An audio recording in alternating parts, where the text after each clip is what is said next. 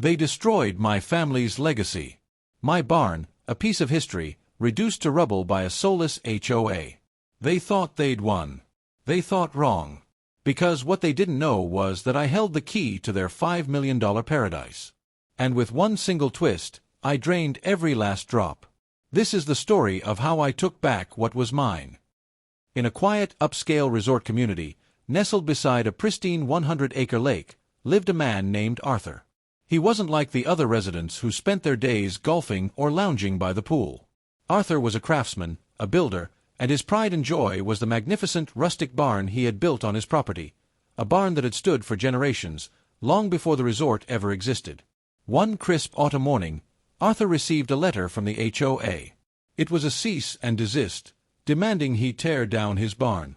Unapproved structure, it read, violates community aesthetic guidelines. Arthur was furious. He had meticulously maintained the barn, a historical landmark that predated the entire development. He tried to reason with the HOA, but they were unyielding, their eyes fixed on their polished uniform vision of the community. They didn't care about history or personal legacy. They cared about rules and appearances. Arthur fought them for months, presenting historical documents, architectural plans, even old photographs. But the HOA, with their bottomless pockets and an army of lawyers, steamrolled him. One day, Arthur returned home to a pile of rubble where his barn once stood. They had torn it down while he was at work, leaving a gaping wound in his heart and on his property. Broken but not defeated, Arthur remembered something his grandfather, a civil engineer, had once told him.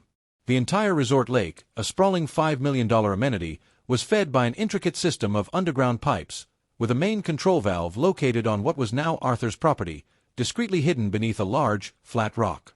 It was a fail-safe, designed in case of emergency. A cold, determined glint entered Arthur's eyes. He spent weeks planning, digging, and finally, there it was, the massive, rust-covered valve. He knew the consequences, but the image of his demolished barn fueled his resolve. One moonless night, Arthur waited. When the resort was quiet, he turned the valve. Slowly at first, then with a powerful gush, the lake began to drain. The next morning, resort residents awoke to a shocking sight. Their beautiful, blue lake was rapidly transforming into a muddy, barren wasteland, exposing forgotten tires, sunken golf carts, and a whole lot of very angry fish. Chaos erupted. The HOA scrambled, but they couldn't figure out what was happening. Meanwhile, Arthur watched from his porch, a grim satisfaction settling in his heart. When the lake was nearly empty, revealing the true extent of the damage, Arthur called the local news.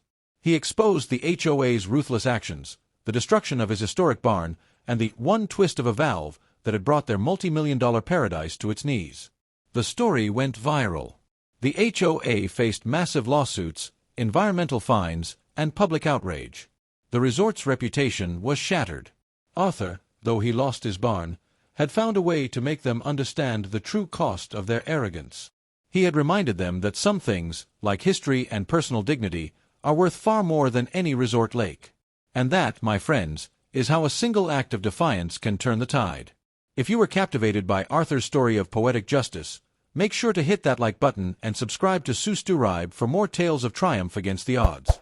What would you have done in Arthur's shoes? Let us know in the comments below. Thanks for watching.